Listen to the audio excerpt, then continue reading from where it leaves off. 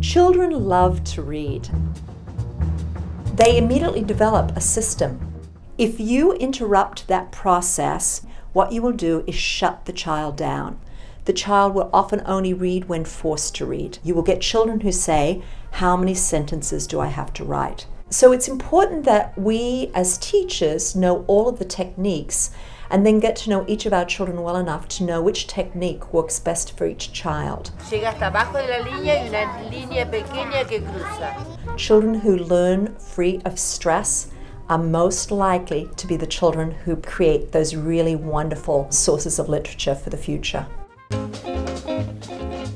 Children very quickly develop elaborate stories, and children who have stories to tell have stories to write. Here it says this is a T-Rex. What's a T-Rex? It has teeth and it has feet and it has a tail He has a tail. and it has a big one. Can you do that big roar? Once they have that communication skill, then they know how to put it down on paper. A scary bat. But what else makes him so scary? It sprays fire. So that's how the writing process begins. One winter night, I went camping. I saw Bigfoot. Bigfoot stole my presents.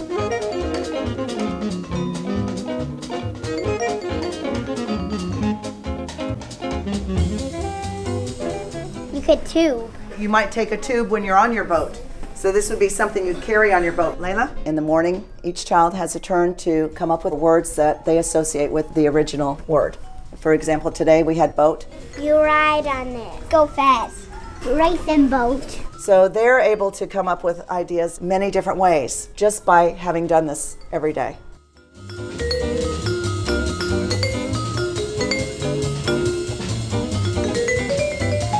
We pair up our senior kindergarten students with second grade reading buddies. It helps them to have confidence in their reading, and it shows the kindergartner that they're well on their way to becoming a fluent reader themselves. It was cold outside.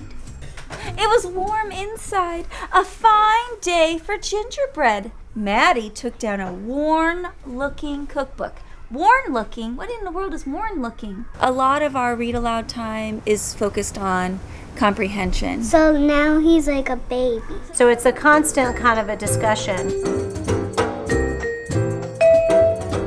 The children read silently when they get to be the teacher, and of course everybody wants to be the teacher. They take their little card and they put it on the teacher's side, and then I get to play the role of the student.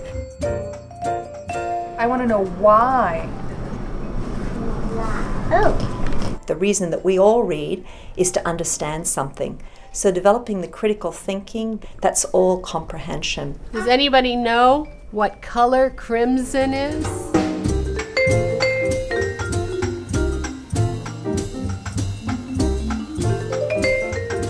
Children need a really wide range of vocabulary, and they gather this vocabulary from the experiences that they enjoy. Who has a C word? I do.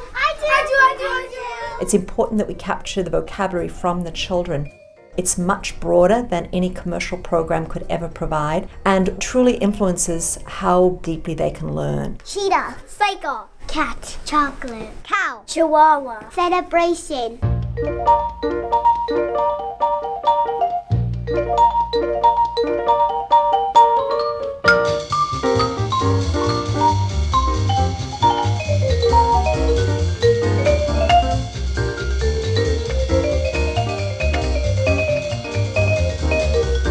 Inventive spelling is absolutely developmentally appropriate. The words are spelled phonetically.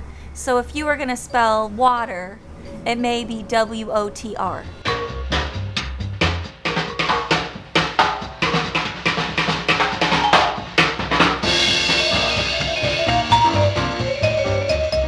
Some children will only write what they can spell, in which case you could say, well, the child has learned to spell correctly, but indeed the child may not be embellishing their writing because they don't know how to spell words. And if you tell them, oh, that's spelled wrong, they're going to stop and they're going to want everything to be spelled perfectly. They're going to forget what they were thinking about and their thoughts won't be complete.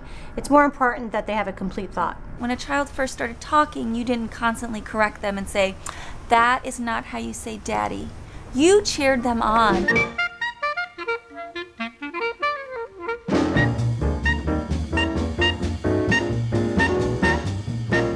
It's not enough just to write a piece and walk away from it. The final step is presentation. You're really honoring that child's work. You're saying, you know, what you're doing is amazing. If you made this amazing story, you need to start sharing it with the world. And it can be a fancy book. We do hardbound books where we send them out to an actual publisher. Wow, this is like a real book. So later on in their life, it's the kind of letter writing, the kind of journal writing, the kind of documents that they're producing. Those are the kinds of children that we're interested in raising at Miami Country Day School. I'm in 4th grade, and my poem is called I Am From. I am from a never-ending blue, calm sea, the warm sun, and the water that mixes perfectly into place. My toes digging under the sand, feeling the bits of tiny rocks in the cracks. I am from a soft, warm bed, a sunny garden with dark green leaves and tall trees. I'm from a desk where all my thoughts spread out onto paper with a dim light shining on it like the last bit of sun when it sets. I'm from a growing city with lots of people, talking and laughing and texting and hailing taxis to leave for places to see friends and to meet. The most common question that I get asked by parents is, when is my child going to be able to read? I don't know. Because your child will be able to read at the moment they're ready to read. Years of support go into creating this moment where the stars align, and like that. The next week they come in and they're reading almost fluently, where all of a sudden it clicks. There is no one age for all children to learn to read, and we just have to be patient with them and not force them. I want them to love reading. Teaching a child how to read, it's very individualized. You really need to get to know the child, know what clicks with them, and try different approaches. And I think that would be the biggest difference between traditional teaching and what we're trying to do in our reading program. You see when the light goes on because their interest is there, so eventually the reading comes along. It just happens naturally because people want to communicate with each other. They'll look at me and say, wow, I didn't know I could do that. It will happen. In their own time, your child will read, and the most important thing to us is your child will read for joy.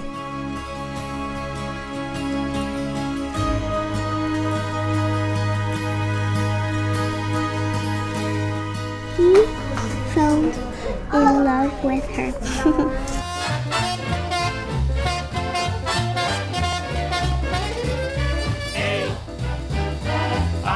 A, B, A, B, C, A, B, C, D, A, B, C, D, E, A, B, C, D, E, F, G, H, I.